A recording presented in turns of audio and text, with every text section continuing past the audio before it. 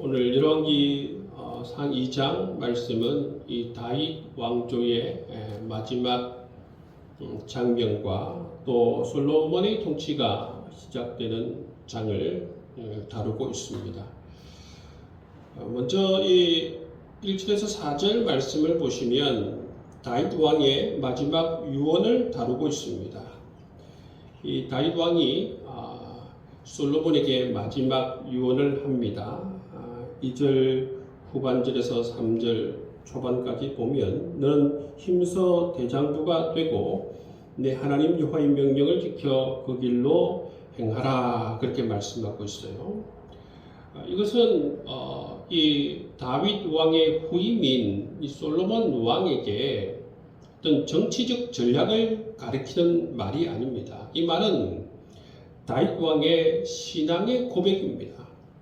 어떻게 하면 이 하나님의 나라가 제대로 세워지고 어떻게 하면 하나님의 나라가 승리의 그 길로 갈 수 있는가, 그 신앙의 고백을 이 다윗이 지금 솔로몬에게 가르치고 있다는 것입니다. 다윗의 성공의 조건은 무엇인가? 이 솔로몬에 가르치고자 하는 것은 뭐냐면 정치적인 전략이 아니다.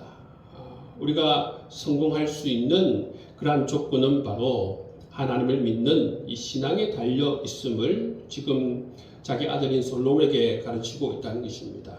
첫 번째, 다윗의 첫 번째 이 유언은 뭡니까? 유언을 보시면 힘써 대장부가 되라, 그렇게 말씀하고 있습니다. 다른 말로 말하면 강하고 담대하라, 그 말씀이에요. 다윗이 솔로몬에게 첫 번째 한 당부가 뭐냐면, 유언이 뭐냐면 힘써 대장부가 되라, 강하고 담대하라, 이 말씀이에요. 이 말씀을 우리가 많이 보지 않습니까? 이 말씀은 모세가 여호수아에게 이 지도자를 넘겨주면서 계승하는 이 여호수아를 향해서도 하신 말씀이고, 뿐만 아니라 하나님께서도 여호수아에게 하신 말씀도 바로 강하고 담대하라, 그 말씀을 하고 있는 것입니다. 그 말씀을 이어서 이 다윗이 솔로몬에게 그렇게 이어서 하는 모습을 볼 수가 있어요. 여러분, 지도자에게, 왕에게 왜 이 말씀이 중요한 말씀인가 하면, 왕은 여러분 많은 정말 이 부관들을 데리고 그렇게 국정을 운영하지만 결국 왕은 외로운 자리고, 결국 왕은 많은 여러분 정치적인 시련을 당하는 자리이기 때문에 제일 중요한 자리는 뭔가 하면 정말 하나님을 믿는 강한 믿음을 가지고 강하고 담대하게 이처럼 대장부가 되어서 그렇게 흔들리지 않는 것이 왕의 최고의 덕목이라고 생각하기 때문에 이 다윗이 솔로몬을 향하여서 이처럼 힘써 대장부가 되라, 그렇게 말씀해 주고 있는 것입니다. 왕으로서의 최고의 자질은 이 말씀처럼 영적으로 강하고 담대한, 정말 중심이 제대로 잡힌 그러한 사람이 되는 것이 첫 번째 자질임을 다윗이 솔로몬에게 말하고 있죠. 두 번째 유언은 뭐냐 하면 기록된 말씀을 잘 지키라는 것입니다. 3절 중반부터 보시면 그 법률과 계명과 율례와 증거를 모세 율법에 기록된 대로 지키라, 그렇게 다윗은 솔로몬에게 당부합니다. 그러면 어떤 게 생기는 것입니까? 내가 무엇을 하든지 어디로 가든지 형통할지라, 말씀을 지키라는 것입니다. 말씀을 지키면 형통하게 될 것이다. 이 말씀이 또 어디에 나오느냐 하면 창세기에 보면 요셉의 일생을 보면 이 형통이라는 단어가 자주 등장하는 것을 볼 수가 있어요. 근데 여러분, 이 형통이라고 하는 것은 우리가 보통 생각하고 있는 형통의 의미와 좀 다릅니다. 왜 그러냐면 요셉이 종으로 팔렸을 때도 형통이란 단어가 나오고, 요셉이 감옥에 갇혔을 때도 형통이라는 그런 단어가 나옵니다. 그러니까 이것은 종이 되고 감옥에 갇히는 그런 상황 가운데에서도 형통이라는 단어를 쓸 수 있는 건 뭐냐 하면 그것은 바로 요셉이 하나님의 말씀에 순종했을 때에 요셉이 종이 되었을 때뿐만 아니라 감옥에 갇혔을 때도 하나님의 뜻이 이루어졌다라는 그러한 의미예요. 그러한 의미에서 성경은 바로 이 형통이라는 단어를 사용하는 것입니다. 여러분 우리는 그냥 잘 되는 것을 이야기하지만 그렇지 않습니다. 성경에서의 형통은 바로 하나님의 뜻이 이루어지는 것을 형통으로 그렇게 삼는 것을 볼 수가 있는 것입니다. 이처럼 솔로몬에게 당부하기를 하나님의 말씀을 지켜라. 기록된 말씀을 지켜라. 그러면 네 길이 형통하게 될 것이다. 말씀해 주고 있어요. 왕의 안정은 무엇에 달려 있는가? 다윗은 솔로몬에게 하나님의 말씀을 지키는 것이 바로 나라의 안정이 걸려 있고 나라가 견고하게 되는 그 길이다. 그렇게 말씀하고 있어요. 여러분, 나라가 견고히 서고 가정이 견고히 설 수 있는 그 비결은 뭔가 하면 하나님의 말씀을 그대로 지키는 것입니다. 여러분, 나라가 서고 무너지고 어디에 달려있느냐 하면 특히 여러분 하나님의 나라, 하나님의 교회, 하나님의 가정은 여러분 어디에 달려있는가 하면 바로 이 하나님의 말씀, 하나님의 언약에 달려있다는 것입니다. 우리가 이것을 기억해야 하는 것입니다. 그래서 보시면 나라의 이 견고함이 인간의 능력에 달려있는 것이 아니라 하나님의 언약에 달려있다라고 하는 것이 바로 이 3절 말씀에서 우리에게 하고 있는 것을 볼 수가 있어요. 이것은 바로 다윗의 지혜지요.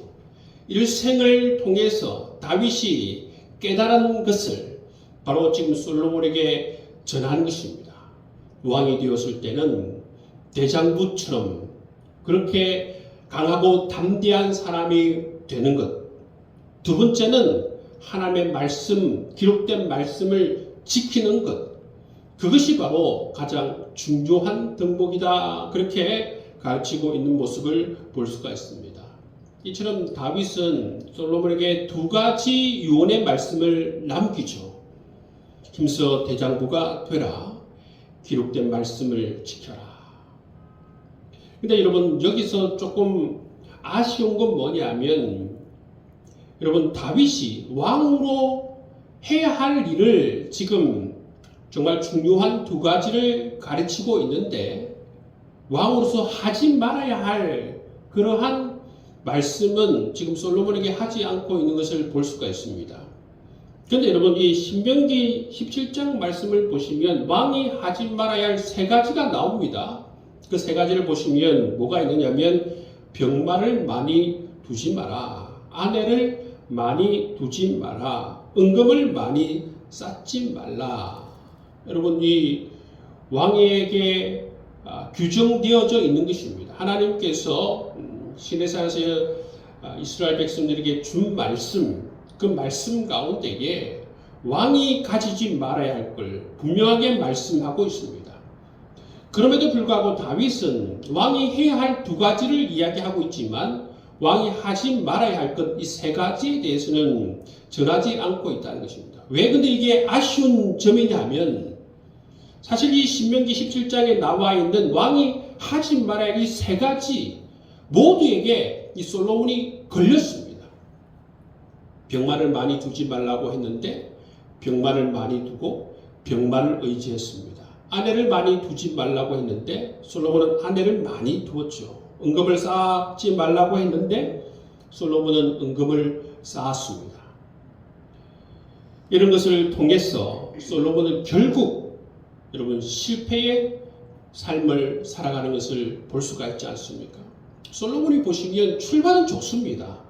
그렇지만 여러분 이 초심을 잃게 되고 끝내 하나님을 의지하기보다 하나님의 언약의 말씀을 붙들기보다 이처럼 병마를 의지하고 육체적인 욕심을 따르고 이처럼 은금을 많이 쌓아서 자기 자신을 과신하려고 하는 그러한 곳으로 흘러가 버리는 이 솔로몬의 모습을 볼 수가 있는 것입니다. 이 솔로몬의 모습을 통해서 우리가 신앙을 잘 여러분 이어가고 잘 성장하기 위해서는 하나님께서 하라고 하신 그 말씀을 잘 지키는 것도 중요하지만 더더욱 우리가 신경을 써야 되는 게 뭡니까? 하지 말라고 한 것에 대해서 요셉처럼 단호하게 여러분 결단하는 마음이 우리 가운데 있어야 될 줄 믿습니다. 5절에서 9절 말씀에 보시면 이제 솔로몬의 첫 통치의 내용이 나오는 것을 볼 수가 있습니다. 다윗이 솔로몬에게 이 두 사람에 대해서 맡깁니다. 그 무엇은 뭐냐면 요압과 시므이를 잘 처리하라는 것입니다. 여러분 하나님의 나라에 두 가지 특징이 있는데 그것은 바로 하나님 나라는 사랑에 의해서 세워 나가기도 하지만 또 하나는 뭡니까? 공의에 의해서 정의에 의해서 다스림을 받는 나라가 바로 이 하나님 나라다. 사랑으로 세워지고 정의로 말미암아 바로 잡아야 또 이 질서가 바로 세워지는 나라가 하나님 나라임을 말씀해 주고 있습니다. 이 다윗이 지금 요압과 시므이를 처리하라고 하는 것은 복수하라 그 말씀이 아니에요. 하나님 나라답게 공의를 온전히 행하여서 이들이 더 이상 이 하나님 나라를 혼잡하게 하는 것을 막아라 그 말씀이에요. 그래서 여러분 첫 번째 이 요압을 처리하는 모습을 볼 수가 있습니다. 이 요압은 어떤 인물이냐면 회개 없는 폭력의 상징과 같은 그런 존재예요. 다윗 시대부터 군대 장관으로 오랫동안 다윗과 함께한 인물입니다. 근데 여러분 이 요압은 이 군대 장관으로서 오랫동안 다윗과 함께하면서 백성의 지지를 굉장히 많이 받았어요.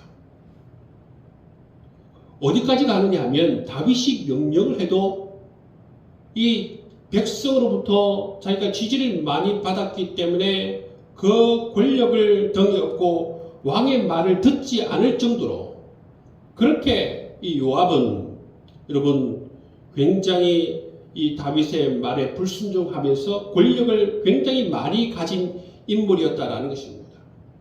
그래서 다윗이 죽이지 말라고 한 사람들을 죽이는 모습을 볼 수가 있지 않습니까? 오늘 말씀해 보시면 아브넬과 아마사에 대해서 이야기하는 것을 볼 수가 있습니다. 자기 수에 틀리면 그걸 죽이는 것입니다. 다윗 왕이 죽이지 말라 해도 죽이는 것입니다. 자기 힘을 의지하는 것이죠. 다윗 왕이 나를 뭐 어찌하겠느냐, 나를 치겠느냐 그런 마음을 가지고 이 요압은 이처럼 왕의 명령을 어기고 자기 자신의 권력을 과시하는 모습을 볼 수가 있습니다. 이렇게 잘못해도 요압은 잘못해도 회개하지 않습니다.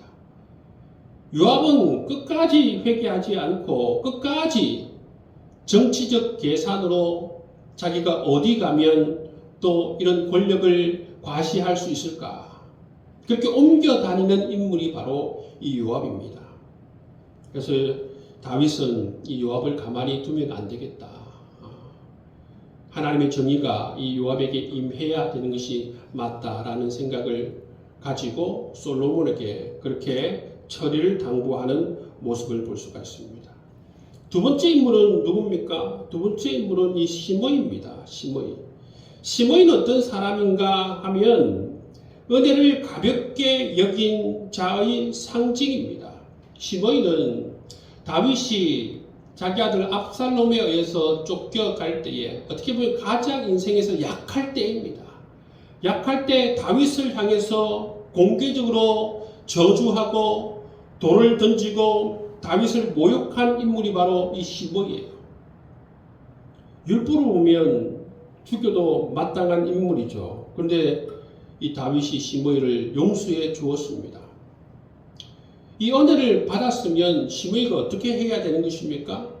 시므이가 정말 은혜에 합당한 삶을 살아가야 하지 않겠습니까? 근데 그렇게 하지 않아요. 이 은혜를 자기 권리로 생각하는 것이다. 은혜를 권리로 여기는 사람이 있어요. 여러분, 은혜를 은혜로 받아들이고 회개하고 겸손히 그 본연의 자리로 돌아가야 되는데, 한 번 사람이 눈 감아주면 그것을 자기 권리로 생각하고 회개할 생각은 안 하고 계속적으로 잘못된 길을 걸어가는 사람이, 그 대표적인 인물이 바로 이 시므이라는 것입니다. 다윗이 시므이를 용서해 주었습니다. 그리고 솔로몬이 시므이를 향해서 뭐라고 명령을 하느냐면 예루살렘을 떠나지 말라, 그렇게 명령을 해요. 분명하게 이 예루살렘 안에 머물러라, 떠나지 말라, 그렇게 명령함에도 불구하고 이 왕의 명령을 어깁니다. 그 내심 그 마음 가운데 뭐가 있습니까? 설마 나를 죽이겠는가? 굉장히 왕의 말을 가볍게 여기는 시므이의 모습을 볼 수가 있습니다.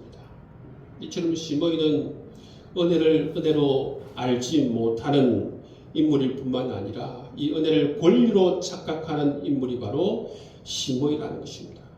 이런 사람들, 은혜를 은혜로 알지 못하는 사람들은 이 요압과 같이 심판을 받는 모습을 볼 수가 있습니다. 오늘 본문에 나오는 세 번째 인물은 누구냐 하면 이 아도니아입니다. 이 아도니아는 반역을 했지 않습니까? 자기가 왕이 되려고 반역을 해서 실패했습니다. 그럼에도 불구하고 다윗이 용서를 해줘서 생명을 건진 인물입니다. 근데 이 아도니아가 바세바에게 뭘 부탁합니까? 수넴 여자 아비삭을 내게 주옵소서, 그렇게 부탁을 하죠. 그랬을 때에 이 바세바가 솔로몬에게 나아가서 내 작은 청을 들어달라 그러지 않습니까? 그런데 그 청을 듣자마자 솔로몬이 어떻게 합니까? 화를 굉장히 내면서 죽이라고 얘기하지 않습니까? 여러분, 수넴 여자 아비삭을 달라고 하는데 왜 솔로몬은 크게 화를 내면서 이 아도니아를 죽이라고 그렇게 말을 할까요? 이유가 무엇인가 하면, 여러분, 압살롬이 왕이 되었을 때 압살롬이 어떻게 합니까? 이 다윗의 후궁을 취하라, 그 이야기를 듣고 후궁을 취하지 않습니까? 그게 뭐냐 하면 왕권을 계승한다라는 그런 의미예요. 이 아비삭은 누구입니까? 다윗이 가장 마지막에 후궁이 된 인물이에요. 그런데 여러분, 이 아비삭을 자기에게 달라고 하는 것은 어떤 의미가 있느냐면, 이 마음 가운데, 아도니아의 마음 가운데 다시 왕이 되려고 하는 그 야욕이 있다는 것이죠.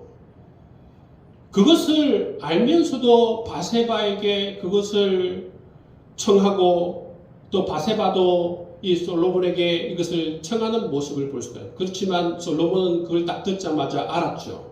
이 아도니아가 이런 야욕이 아직도 있구나, 여전히 있구나. 그래서 여러분, 이 아도니아를 죽이는 모습을 볼 수가 있습니다. 아도니아는 다윗에게도 은혜를 받고 솔로몬에게도 은혜를 받았지만, 그럼에도 불구하고 이 못된 욕심을 내려놓지 못하는, 왕이 되려고 하는 이 미련을 버리지 못하는 아도니아의 모습을 볼 수가 있습니다.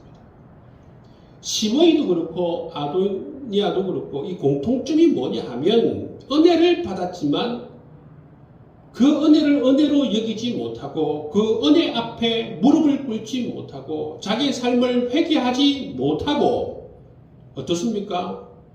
그 은혜를 권리를 여기고 자기 가는 길을 그대로 가는 것입니다. 욕심의 길, 야망의 길을 그대로 가는 이 시므이와 아도니아의 모습을 볼 수가 있습니다. 참, 사람이 이럴 수 있나? 어떻게 은혜를 이렇게 신발짝처럼 이렇게 버리는 이러한 사람이 있나? 그런 생각이 들 정도로 너무나도 어리석은 그러한 삶을 살아가는 모습을 볼 수가 있습니다. 이 시므이와 아도니아를 보면서 야고보의 말씀이 생각나지 않습니까? 욕심이 잉태한 적 죄를 낳고 죄가 장성한 적 사망을 낳느니라.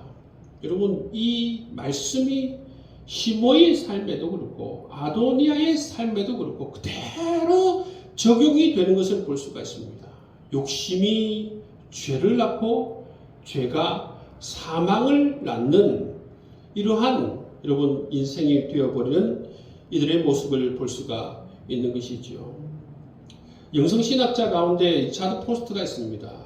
리차드 포스트가 쓴 영적 성장을 위한 길이라는 그 책을 보면 사람을 여러분 대표적으로 이 세 가지가 사람을 하나님께로 가는 것을 막고 사람을 무너지게 만드는 그 세 가지가 있다고 그랬습니다. 그게 뭐냐면 돈과 성과 권력이라고 했습니다.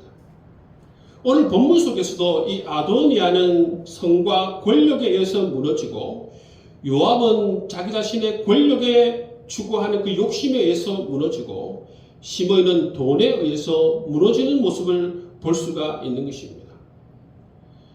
한 사람도 리차드 포스트가 얘기한 이 돈과 성과 권력에 의해서 자유로운 사람이 없는 것입니다.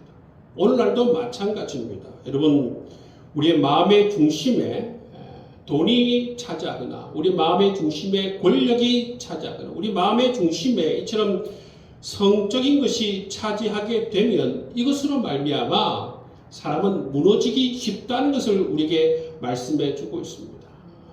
이 요압을 보면서 시므이를 보면서 이 아도니아를 보면서 왜 이 사람은 자기 자신의 잘못을 깨닫지 못하고 어리석게 계속적으로 하나님께서 가지 말라고 한 그 길, 끝내 사망이 있는 그 길로 계속 걸어갈까? 그런 생각을 계속하게 되는 것이죠. 근데 여러분 이처럼 욕심에 붙들리게 되면 그걸 알면서도 계속 그 죽음을 향해서 나아가는 이 사람들의 모습을 우리가 볼 수가 있는 것입니다. 여러분 우리의 마음의 중심에 하나님을 둘 수 있기를 바랍니다. 우리 마음의 중심에 하나님이 아닌 세상의 것들을 두면 리차드 포스트가 얘기한 것처럼 돈과 성과 권력을 두게 되면 반드시 무너지게 된다라는 이 사실을 꼭 기억할 수 있길 주의 이름으로 축복합니다. 이처럼 이 솔로몬은 다윗의 이 두 번째 이 유언에 나오는 이 말씀처럼 여러분 말씀으로 말미암아 이 나라를 세워 나가는 모습을 볼 수가 있어요. 하나님의 정의로 이 나라를 세워 나가는 모습을 볼 수가 있습니다. 그래서 여러분 이 말씀 제일 마지막에 보시면 뭐라고 적혀져 있느냐 하면 46절 말씀에 보시면 여호야다의 아들 브나에 의해 명령하며 그가 나가서 시므이를 치니 그가 죽은지라 이에 나라가 솔로몬의 손에 경고하여 지니라 말씀하고 있습니다. 이 말씀이 뭡니까? 다윗이 솔로몬에게 명령하지 않습니까? 정말 이 요압과 시므이를 가만두지 말라 그렇게 명령하죠. 그것은 이 말씀에 의해서 보면 그것은 복수가 아니라는 것입니다. 그것은 바로 하나님 나라를 세워나가는 길임을 우리에게 말씀하고 있습니다. 질서를 되찾는 길임을 말씀해 주고 있다는 것이죠. 그래서 여러분 이 말씀을 통해서 보시면 정말 하나님의 정의가 바로 세워지면 언약의 이 말씀도 바로 세워지고 언약의 질서도 바로 세워져서 이처럼 견고한 하나님 나라로 다시 세워질 수 있다라는 말씀을 우리에게 해주고 있습니다. 하나님 나라가 두 가지 특징이 있다고 그랬습니다. 사랑에 의해서도 세워나가야 하지만 두 번째 뭡니까? 공의에 의해서도 다스림을 받을 때에 질서가 바르게 세워지고 또 이처럼 나라가 견고할 수 있다라는 사실을 우리에게 말씀해 주고 있습니다. 여러분 이 말씀처럼 우리가 정말 우리가 마땅히 회개할 것들이 있다면 마땅히 회개하고 하나님 말씀에 의해서 통치를 받을 때에 우리 가정이 든든히 서고 우리 교회가 든든히 서고 이 나라 인민족이 든든히 세워질 줄을 믿습니다. 아멘. 다윗은 정말로 지혜로운 그런 왕이었습니다. 정말 대장부처럼 힘써라, 강하고 담대한 마음을 가져라. 두 번째 말씀은 바로 나라가 견고하게 설 수 있는 것은 이런 전략이 아니다. 바로 기록된 말씀을 지키는 것이 바로 나라를 견고하게 세우는 길임을 우리에게 말씀해 주고 있습니다. 이 말씀은 정말로 기본적인 말씀이지만 너무나 중요한 말씀입니다. 지혜입니다. 여러분, 우리 가정이 무엇으로 세워질 수 있습니까? 우리 교회가 무엇으로 세워질 수 있습니까? 이 나라 인민족이 무엇으로 견고해질 수 있습니까? 성경은 변함없이 우리에게 말씀해 주실 때에 하나님의 말씀에 의해서 견고해질 수 있다 말씀하고 있습니다. 하나님의 말씀대로 공의를 세울 때에, 하나님의 말씀대로 요압과 시므이를 제거할 때에 이처럼 그 나라가 견고하게 서는 것을 보았습니다. 여러분, 하나님의 말씀에 따라서 통치를 받아서 온전한 사랑이 있는 그러한 우리의 삶이 되고 하나님의 공의가 우리를 다스리는 그러한 삶이 되어서 우리의 삶이 더욱더 하나님 앞에서 견고하게 서갈 수 있는 여러분의 삶이 될 수 있기를 주의 이름으로 축복합니다.